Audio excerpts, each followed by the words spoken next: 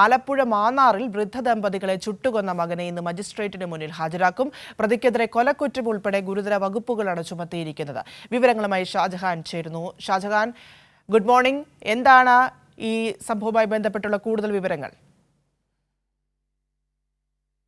നമുക്കറിയാം, ഇന്നലെ രാവിലെ അതിദാരുണമായിട്ടുള്ളൊരു സംഭവമാണ് ആലപ്പുഴയിൽ നടന്നത്.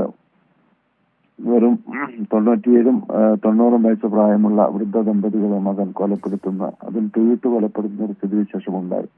ഈ സംഭവവുമായി ബന്ധപ്പെട്ട് ഇവരുടെ പോസ്റ്റ്മോർട്ടം നടപടികൾ പൂർത്തിയായി. ഇനിയിപ്പോൾ ഇയാളെ ഇന്ന് മജിസ്ട്രേറ്റിന് മുന്നിൽ ഹാജരാക്കും. ഇയാളെ അറസ്റ്റ് കഴിഞ്ഞ ദിവസം രേഖപ്പെടുത്തിയിരുന്നു.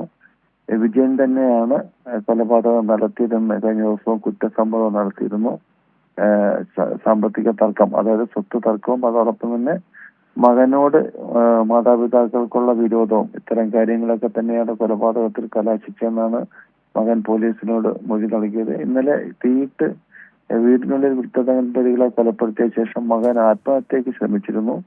എന്നാൽ മാന്നാർ പോലീസിന്റെ ഇടപെടൽ കൊണ്ട് മാത്രമാണ് അയാളെ പെട്ടെന്ന് തന്നെ പിടികൂടാൻ സാധിച്ചത്. കാരണം 60 വയസ്സ് പ്രായമുള്ള വിജയൻ ഇവരെ കൊലപ്പെടുത്തിയതിനു ശേഷം അദ്ദേഹത്തിന്റെ അടുത്ത ജീവിതം എന്താണെന്നുള്ളത് വ്യക്തമായിട്ടറിയാം. അതുകൊണ്ട് തന്നെ ആത്മഹത്യയായിരുന്നു അദ്ദേഹത്തിന്റെ മുൻപിലുള്ള പോംവഴി. പക്ഷെ അതിൽ നിന്നും പോലീസ് അയാളെ തിരിച്ചു കൊണ്ടുവന്നിരിക്കുകയാണ്. ഇന്ന് രാവിലെ അദ്ദേഹത്തെ മജിസ്ട്രേറ്റിന് മുന്നിൽ ഹാജരാക്കും. അതിനുശേഷമായിരിക്കും റിമാൻഡ് നടപടികളിലേക്കൊക്കെ പോവുക. സ്വത്ത് തർക്കമാണ്. ഏതാണ്ട് 18 സെന്റ് സ്ഥലമുണ്ട്. അവശേഷിക്കുന്ന 3 സെന്റിന് വേണ്ടിയിട്ടുള്ളൊരു തർക്കമാണ് മകനും മകളും തമ്മിൽ നടക്കുന്നത്. അതിനിടയിലാണ് ഇവരെ കൊലപ്പെടുത്തുന്ന സ്ഥിതി ഉണ്ടായത്.